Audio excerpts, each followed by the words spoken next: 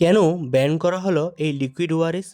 Food safety and standard authority of India ban করলো চিনি এবং অতিরিক্ত মাত্রায় ফ্লেভার মেশানো এই লিকুইড ওআরএসকে। হ্যাঁ বন্ধুরা, 8 বছর ধরে ডক্টর শিবরঞ্জনী সন্তোষ এই মিসলেবেলিং হাই সুগার লিকুইড ওআরএসের বিরুদ্ধে লড়াই করেছিলেন। যখন তিনি বাচ্চাদের ডায়রিয়া চিকিৎসার জন্য ওআরএস লিখতেন, তখন তিনি দেখতেন তাদের বাবা মা এই লিকুইড ওআরএস খাওয়ায়।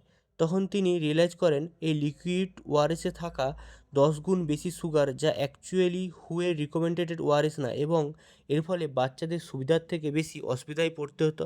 এবং 2018 সাল থেকে তিনি অ্যাওয়ারনেস চালু করেন এবং বিভিন্ন মার্কেট ও ওষুধ দোকানে গিয়ে এটি অ্যালাউ করা নিয়ে অভিযোগ করেন, এবং প্রোডাক্ট কোম্পানি এগুলো মানতেন না, এবং তখন তারা বলতেন এটি যে ভুল তা প্রুভ করতে।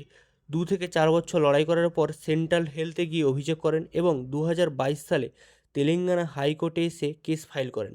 Telangana high court food safety and standard authority of ইন্ডিয়াকে এর দায়ভার নিতে বলে, এবং food safety and standard authority এটি টেম্পোরারি ব্যান লাগায়। যখন কোম্পানির পার্টিশন ফাইল করার দরকার হয়, তখন কোম্পানিরা বলে ওঠে তাদের প্রোডাক্ট কোনো হার্মফুল নয় আর খারাপও নয়, তাহলে তাদের রুটি রোজগার উপরে কেন দাগ কাটছেন?